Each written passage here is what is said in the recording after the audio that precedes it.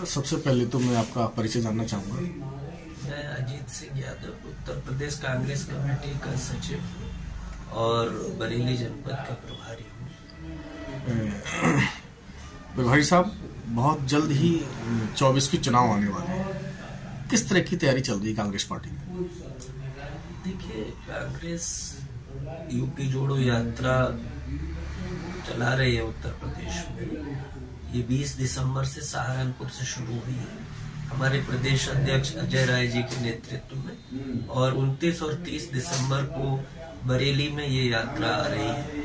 हमारी यात्रा का मकसद भाजपा और आरएसएस की जो नफरत की राजनीति है उसके खिलाफ जनता को तैयार करना, भाईचारा और प्रेम और शांति का माहौल पैदा करना, ये यात्रा का उद्देश्य है।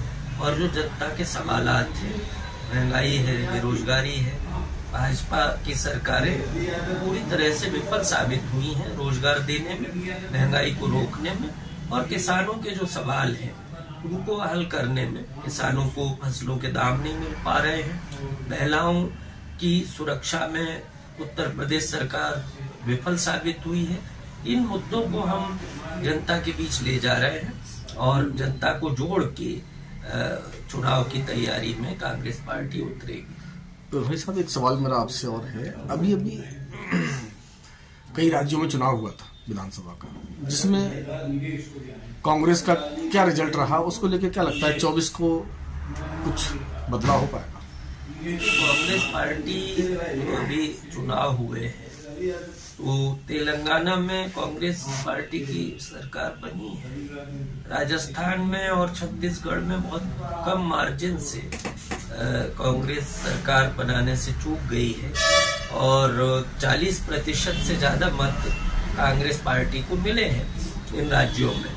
तो टोटल जो 5 राज्यों में मतदान हुआ, कुल जो वोटों की संख्या है उसमें भारतीय जनता पार्टी से 10 लाख वोट कांग्रेस पार्टी को ज्यादा मिला है। ये बात जरूर है कि 3 राज्यों में कांग्रेस सरकार बनाने में सफल नहीं हो पाई, लेकिन तेलंगाना में जो सरकार बनी है कांग्रेस की, इसने एक संकेत दिया है कि आने वाले दिनों में कांग्रेस फिर से पुनर्वापसी कर सकती है लोकसभा चुनाव। यहाँ तक बात है तैयारियों की, तो कांग्रेस का हर नेता, मैं समझता हूँ प्रत्याशी कोई भी हो आने वाले दिनों में, लेकिन मैं समझता हूँ कि चुनाव कांग्रेस पार्टी लड़ेगी तो हर कांग्रेस का कार्यकर्ता पूरी मजबूती से उसे चुनाव लड़ाएगा जो भी प्रत्याशी है। इस बार क्या मुद्दे हैं पार्टी के?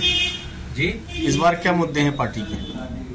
मुद्दे देखिए, एक तो जो योगी सरकार और मोदी सरकार 10 सालों में रोजगार देने में विफल साबित हुई है। नौजवानों को काम नहीं है, पूरा पब्लिक सेक्टर बेचा जा रहा है, देश बेचा जा रहा है, और नफरत की राजनीति की आड़ में जन समाज को तोड़ के लोगों को आपस में विभाजन पैदा करके भाजपा की सरकार देश को बेच रही है।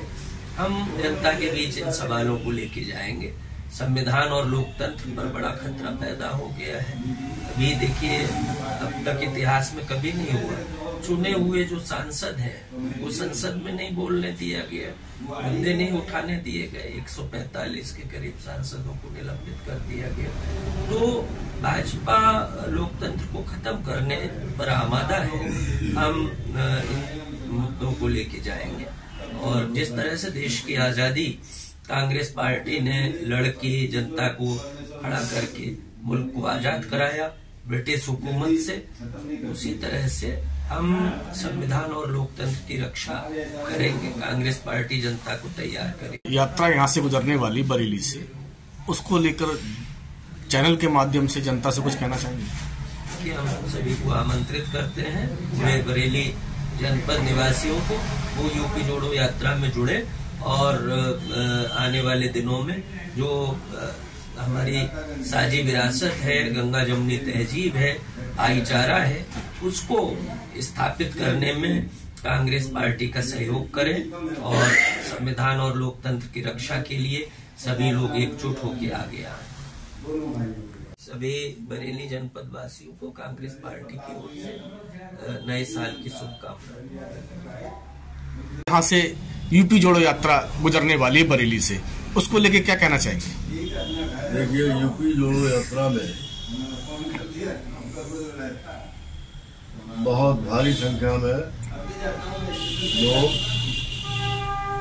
जो रामपुर और बरेली का बॉर्डर है उस पर माननीय प्रदेश अध्यक्ष अजय राज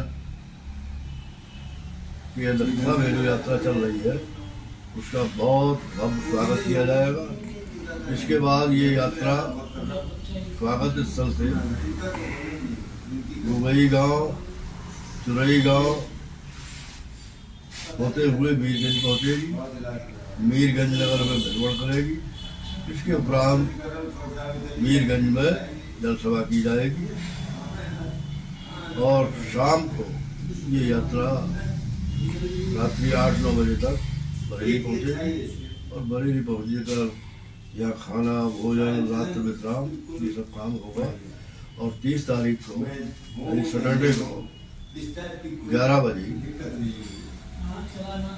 ये किला चौराहे से वो जो तिराहा है वहाँ से यात्रा प्रारंभ होगी और पूरे शहर के अंदर तो यात्रा निकल रही है, उसके लिए क्या कहना चाहेंगे यहाँ की जनता के माध्यम से? हम एक बरेली के